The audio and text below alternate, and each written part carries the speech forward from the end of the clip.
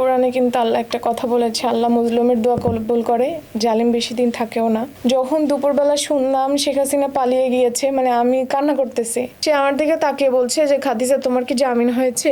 ভিতরে আসলে আমার তেমন কোনো সঙ্গী ছিল না, কারণ ওই যে বললাম বেশিরভাগ হচ্ছে মাদক মামলার। 2024 সালে গণঅভ্যুত্থান হয়, যেই সরকারের আমলে যেই কারণে আপনি জেল খেটেছেন সেই সরকারের পতন ঘটে। তারপরে আসলে অনুভূতিটা কেমন কাজ করেছে? জুলাই গণঅভ্যুত্থানে আপনার অনুভূতিটা কেমন ছিল? দেখেন, কোরআনে কিন্তু আল্লাহ একটা কথা বলেছে, আল্লাহ মজলুমের দোয়া কবুল করে, জালিম বেশি দিন থাকেও না। তো শেখ হাসিনার যে জালিম কাজকর্ম বা জালিম হওয়ার একদম সর্বোচ্চ পর্যায়ে সে ছিল।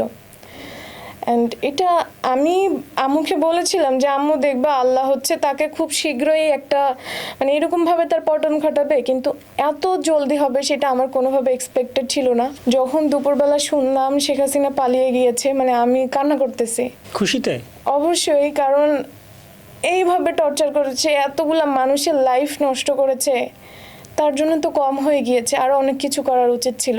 না, উনি তো দেশ থেকে পালিয়েছে, উনি দেশে ঢুকতে পারছেন না। একজন রাষ্ট্রপ্রধান, তিনি দেশ থেকে পালিয়েছে, এটা আসলে অপমানজনক অনেকটা। অবশ্যই অপমানজনক, কারণ এটা হচ্ছে ইতিহাসে সবচেয়ে বেশি লজ্জার।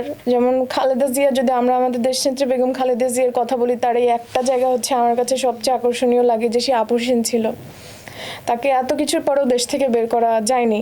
আর শেখ হাসিনা সে মানে এর থেকে লজ্জার আসলে কিছু হয় না। আল্লাহ যার পতন ঘটায় তার একদম নিম্ন স্তরে নিয়ে তার পতন ঘটায়, এটা হচ্ছে সবচেয়ে বড় প্রমাণ। আমরা আবার একটু জেলের ভিতরে যেতে চাই। আপনি যখন জানতে পেরেছেন যে ওই দিন আপনার মানে আপনি মুক্ত হবেন 20 নভেম্বর, সেই 2-3 দিন আগে আপনি কি ভাবতেন? বের হয়ে কার সাথে দেখা করবেন, কোথায় যাবেন?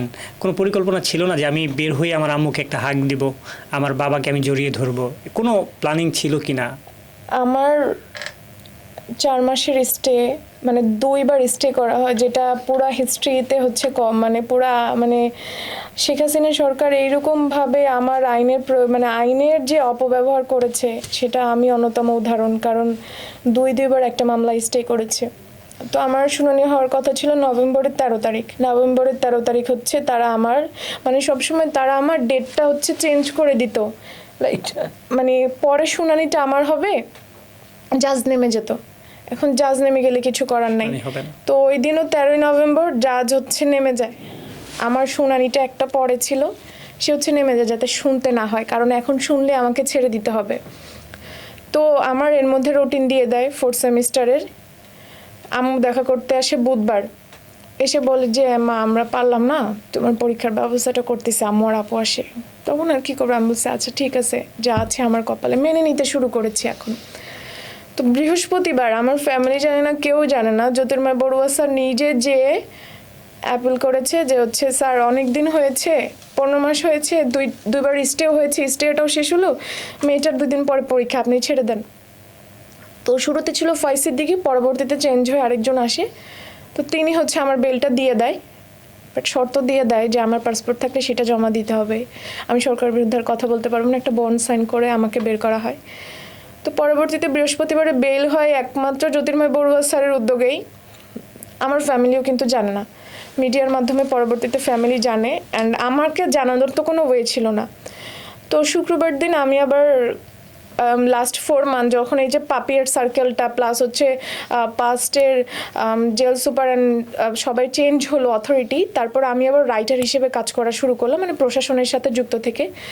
তো আমি সকালবেলা জেলারকে খাতা সাইন করাচ্ছি, সে আমার দিকে তাকিয়ে বলছে যে খাদিজা তোমার কি জামিন হয়েছে? তো আমি বললাম স্যার কি বলেন, কিসের জামিন হবে? এখন তো জামিন হওয়ার কথা না, 20 তারিখে শুনানি হবে। স্যার আমার দিকে কতক্ষণ তাকিয়ে আছে, তো বললাম স্যার কেন এই কথা বললেন? পরে বলছে যে না এমনি অনেকে তোমার কথা জিজ্ঞেস করে, সাংবাদিকরা কল দিয়ে। তো স্যার চলে গেল 8:30টার দিকে।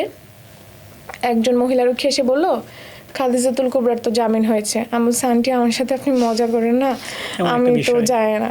পরে আন্টিকে আমি জড়ায় ধরে কান্না করতেছি, আন্টি বলতেছে হয়েছে, এবার কান্না করা লাগবে না, অনেক কষ্ট করছো। সবাইকে জড়িয়ে কান্না টান্না করার পরে আনএক্সপেক্টেডলি আমার ফ্যামিলি একদম সর্বোচ্চ চেষ্টা করে আমাকে 1 দিন বা 2 দিনের মধ্যে বের করেছে আর কি। ভিতরে আপনার সঙ্গী কে ছিল? ভিতরে আসলে আমার তেমন কোনো সঙ্গী ছিল না, কারণ ওই যে বললাম বেশিরভাগ হচ্ছে মাদক মামলার। কিন্তু আমি যাদের সাথে ছিলাম তারা অনেক ভালো মানুষ ছিল। আমি ফারহাদিবা আছে ডেস্টিনির, তার সাথে ছিলাম। তারপর হচ্ছে হলমার্কের যেই, আমি আন্টির নাম ভুলে গেছি, তানভীরের ওয়াইফ, তানভীর আঙ্কেল তো মারা গিয়েছে। তো এই মানুষগুলোর সাথে সান্নিধ্যে আমি ছিলাম, অ্যান্ড ভালো মানুষের সাথে ছিলাম বলে হয়তো ভালো কিছু করতে পেরেছি, আলহামদুলিল্লাহ।